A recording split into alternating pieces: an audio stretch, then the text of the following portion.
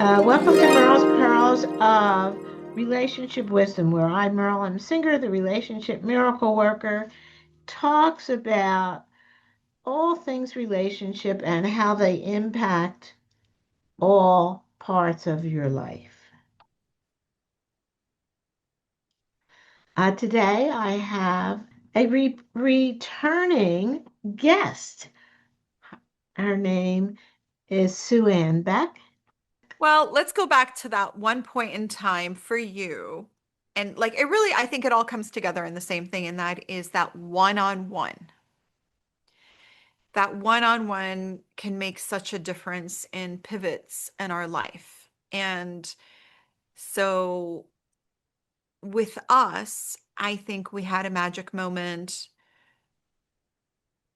at our last National Speakers Association meeting in LA when I I think what it was that you and I had met previously. I was on your podcast. We had talked about my favorite topic, which is honor and the code of honor and whatnot. And you were fascinated by that because that's not something that we hear in the vernacular of English very often.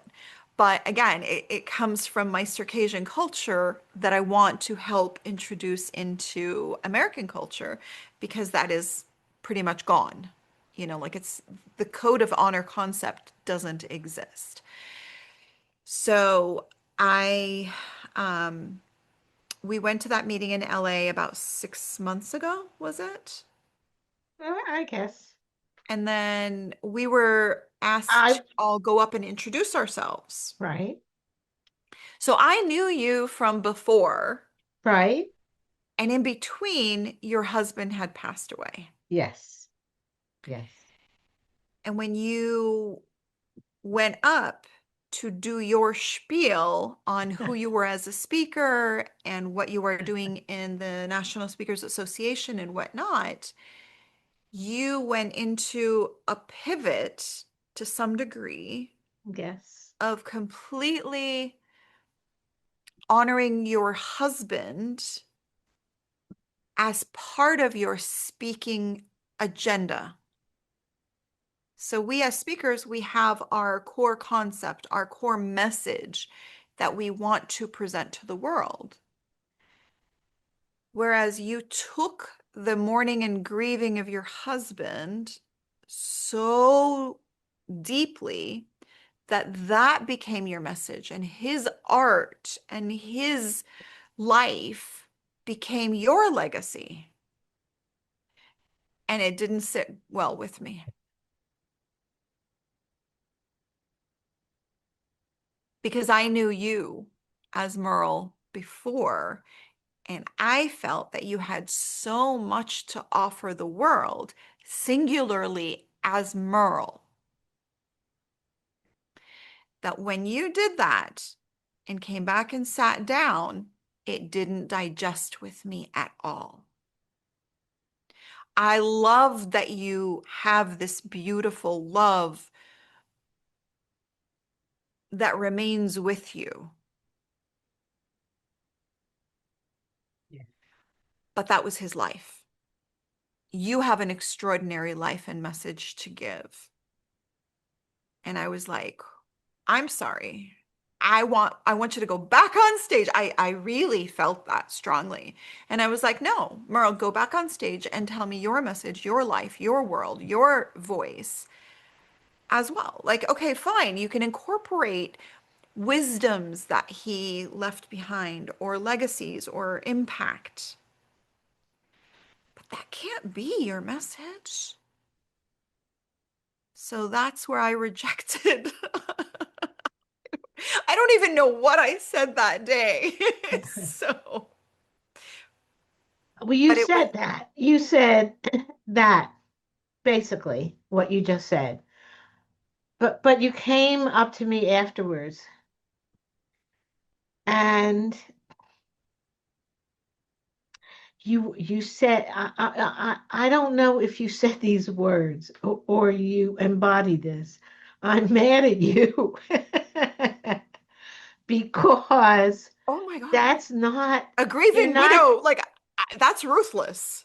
To go to a grieving widow and basically say something like that. I'm mortified at I don't myself. know that she said it. I felt it.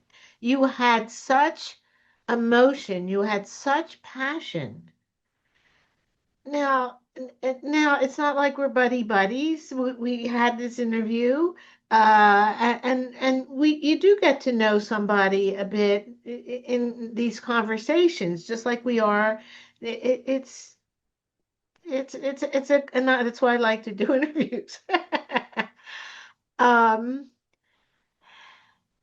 but your feeling was so strong and so authentic and so truly honoring of who I am and not and and saying I if I can I won't let you erase that.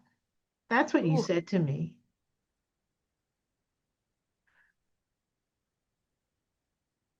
that must have just been like a knee-jerk reaction. Like, because I don't think now, like that Yes.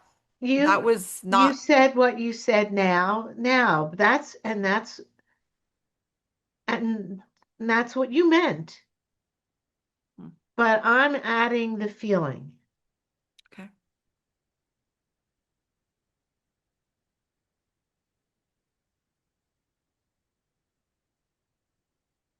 It it it was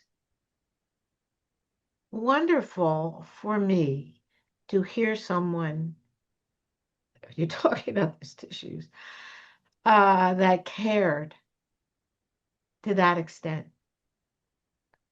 I mean, you said that we want to be authentic. That was authentic. And I knew that. And you could easily have just gone home and said, oh boy, she messed that up. But you didn't. You made sure to talk to me. You Mhm. made sure to give me that. That was a gift. Maybe just an adjustment or alignment of maybe from the outside being able to see something so clearly. Yes, yes, yes. Exactly And right. and this just didn't Exactly right. align. Right. And it's still an issue I have. I still have to deal with it and figure out how to integrate it and even what I want to do with my own podcast and all. I mean, I'm in transition, clearly. Mhm. Um, but it brought me back to me. It brought me back to, oh, okay. I know what she's talking about. And it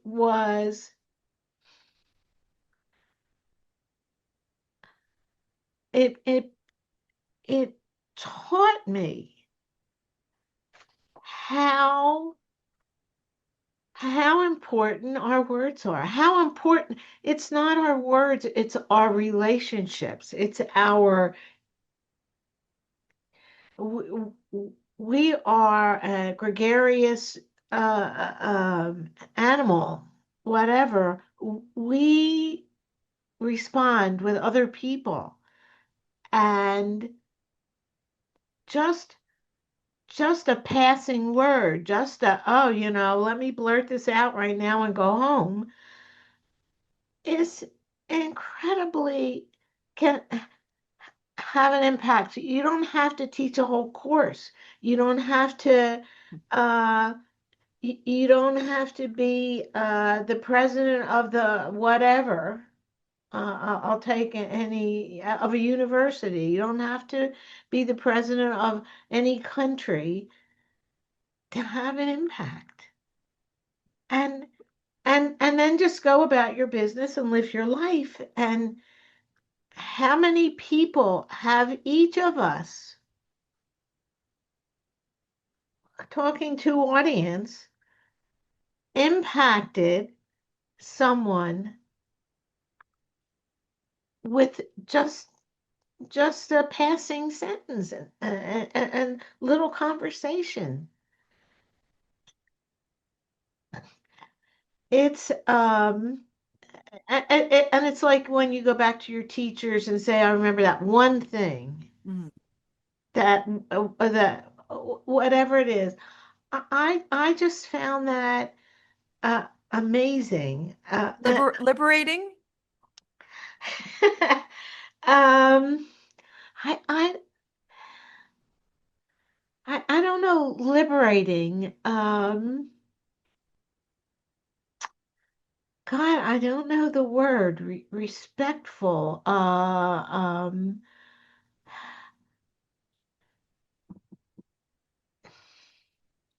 validating. No, I think we need to be intentional, and we need in what we say because everything we say is important. Mm. And then we need to be respectful of ourselves, of the uh, of who we are, and all our little conversation. We tend to say, "Well, what big thing have I accomplished? What company have I done? What big all these big things that I have done that I haven't done?" And we judge ourselves by these big projects in our lives when maybe instead we can think that Wow, our our life or the value of our life is the accumulation of these little pieces where we have connected with the world in ways that that weren't big and huge to us, but that's maybe we're beautiful. big and huge. That's That is beautiful. I'm guilty of wanting to have accomplished the big things constantly, and I'm constantly beating myself up for that. So when I received your text of what that interaction had meant to you, was like, I took a screenshot of it and I sent it to my daughters as well, that like, yeah, this is pretty neat. Just a spontaneous moment of sincerity.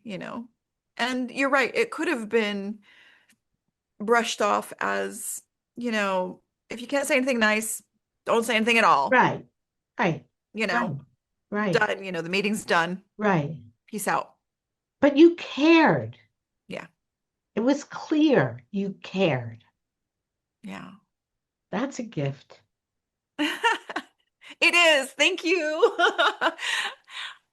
Yeah, and that curiosity of people and who they are and the culture they bring and all of that, because I think that Merle has a lot to offer, and um, I am sure that you have had thousands of your own gifts to other people along the way as well with your relationship podcast and helping people grieve now as well. And this experience is going to enrich you beyond, and others are going to be seeking you for that. So I can see that clearly. And I can see you taking that mourning and grieving and powerhousing it into something extraordinary exponentially. So, I see aging as an issue. for Uh, sure. that I just broke my arm. Yeah, it's better now. Oof. Although I can't straighten. He says, don't push it. Are you doing physical therapy? The doctor said he's afraid to send me to physical therapy because they push too hard and maybe they'll break it again. Oh, He said, keep doing what you're doing. are you, do you swim? No, I don't So swim. inside the pool, what I do is I wear webbed gloves and I just create just enough resistance with my arms and shoulders in order for me to have just enough resistance that it's weight resistance, Yeah, but it's gentle enough that it's not lifting weights per yeah, se. So yeah. that's my favorite exercise of all time is that like I kind of do Interesting. my own version of Pilates or whatever in the Right, pool right, with the webbed gloves, right. Interesting. stretching and whatnot. Interesting. Yeah, I would do that. Does that mean frogs are very agile? Yeah, yeah, yeah. But But so it's so I was saying that the response to somebody that's 87 that fell is different than if I was 50. I can't believe you're 87. Amazing, Merle. Oh my gosh, that's amazing. It's the purple that throws us off that Uh, makes us think that, uh, she is so with it and she is just a whippersnapper that I can associate and relate with. yes, yes, yes.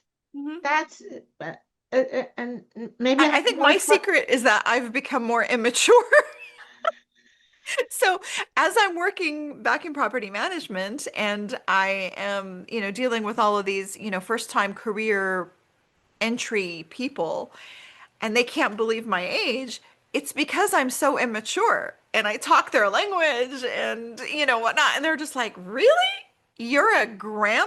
And I'm like, oh yeah. But because I'm, so into their world and their culture and their language and their That's it. mannerisms that I can Gen Z stare. That's it. It's your interest in the the major culture or something. I don't want to sit and talk about uh, my aches and pains. Yeah. And I don't want someone to think of me as the sum and total of my aches and pains. Right, right. Yes, I always said I'm not going to be that mother and grandmother like, Yes. I'm taking this medication now and whatever. Uh, uh, uh, No, I uh. want to know about you, what's going on in your world and what's Yes. happening and all Yes. of that. Yeah, Yes. and I think people are I've Thanksgiving, I met up with somebody and I asked her, "Oh, did you do your turkey trot?" And she's like, "Yeah, how did you?" And I'm like, "Oh, because last year your hip was hurting." And she's like, "How did you remember that?" And it's because I really do care and I really am fascinated by people. But maybe it was because as a child, I had to be so observant because it was survival. You know, I had to observe everything and mannerisms of other people because I needed to know who was a threat and who wasn't. I was on constant edge. So I'm constantly on that level. And so, like I said, growing up in a terror zone in America, Mm. not in the Middle East, um, helped me develop these more fine-tuned skills of, you know, who's who's safe, what can I do to convince them I'm safe and I'm not a threat either. Because, as I was growing up, it was crazy because my last name now is Beck, Right. but it's originally Pshahaluk, spelled in the most horrific way you can imagine. It's Bchihalouk, which means you can only pronounce it in English as bitchaholic. So, hence, I shortened it legally and condensed it into Beck because I can't sell real estate as Suhein Bitchaholic. There's no way. So I wanted it to sound Jewish. I wanted it to sound Arabic. I wanted it to sound American. I wanted it to be simple. I wanted it to just be completely non-ethnic so that people would see me, I kept Suhan, and people would, like, I gauge people, and people are like, oh, what kind of a name is that? I was like, oh, my parents were hippies and they just wanted to be creative. That's my first test. And then if they pass the next few tests, I'll let them know maybe that I'm Circassian. Letting them know that I'm from Syria or that I'm Muslim is all the way in the back of the train if I trust them. Yeah. So it's survival. It's that observational, can I trust you So with, I'll tell you where I got my observation from. okay, Uh, my mother, my mother would have had 1,000 children. She wanted to have kids. That was one of the things she felt secure about. But she was a younger sister, and there clearly was that sisterly thing. And my mother would tease me. My mother would tease me till I cried. And if I said I'm not going to cry, she just kept going and going and going. If I cried early, she'd stop because I cried. So for me to figure out what that was about, I knew this woman loved me, and this was torture. And I learned to read her face. I learned how to deal with her and eventually figured out where it came from. And so I got good at relations, at reading people's that's it. faces, and that's That's what how it it is. happened. Yeah. And so by the time I was a teenager, I said, "Mom, no, you should treat Dad like this." And she listened to me, and it worked. So we all get it. Well, I don't know what we all From get. different ways. Yeah, that Yeah, survival instinct, like how to survive yeah, pain but or, how? Yes, how to read, how to survive. mhm. It's interesting. Yeah. You know, when you were saying that, how many interactions we've had have changed people's lives or done things for everything. It really brings the movie It's a Wonderful Life with Jimmy Stewart back to Oh, mind, doesn't wow. it? Yeah. So I was thinking about that, is that, here he was on the verge of suicide or feeling worthless and failure on every level. He didn't travel, he didn't get his college degree, all of that.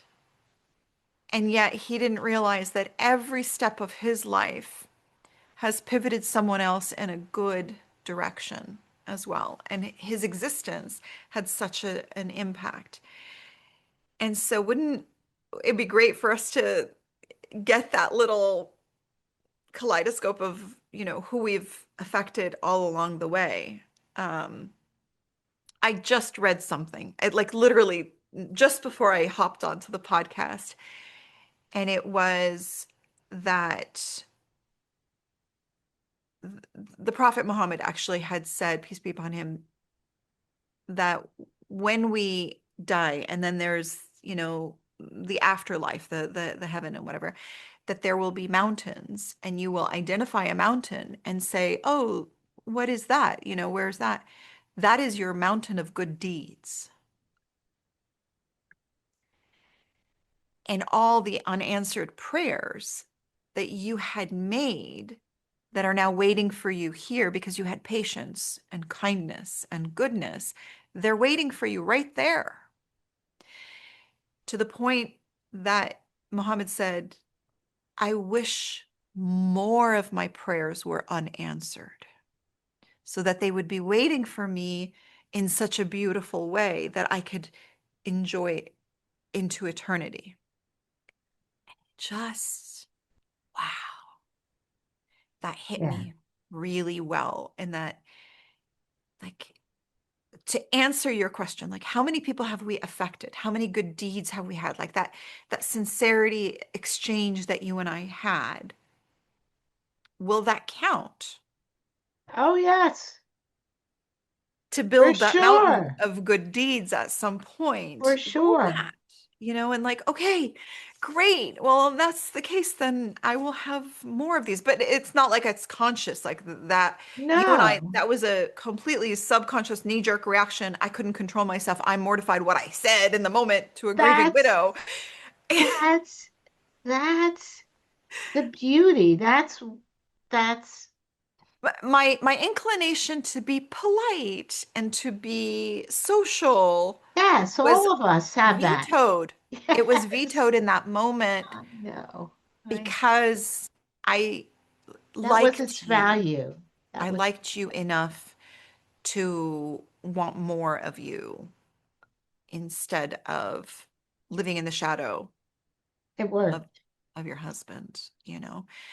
And I think it's a natural win that you're a relationship coach, that now you have this deep, experience that you can offer to everyone else that you work with, as well, because especially you hit the demographic, you hit that age group of people that are in constant loss of their loved ones, and they're hitting the upper tier of aging and losing, you know. So, And making sure not to lose themselves. ah, that's your message. That's your message right there. Merle, that's your pearl. That's your pearl, you know, not losing yourself as you lose others, you know. Yeah, yes, yes, And then yes. you could use this, example is that like I went to a speaking engagement, I introduced myself, this person that I barely knew, but knew me enough to stop me in my tracks and shock me and say, "What are you doing? Why are you living in this shadow? And why are you using his life as your message and your legacy? It's not your legacy." I do remember saying the word legacy. That's the one thing I do remember, that his legacy is his legacy. You need to develop yours. And you can't ride the wave of his as yours. You have enough to offer in greatness to stand on your own. Who's going to speak about you?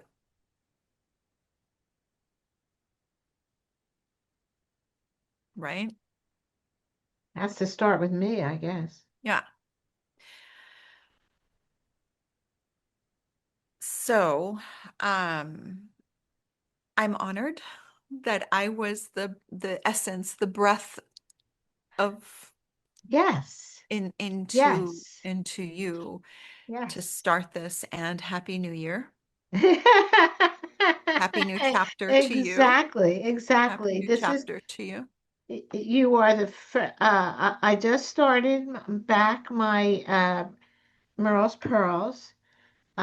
This just this year I said I'm gonna do one of my podcasts and one guest. You are the first guest. I'm honored, truly.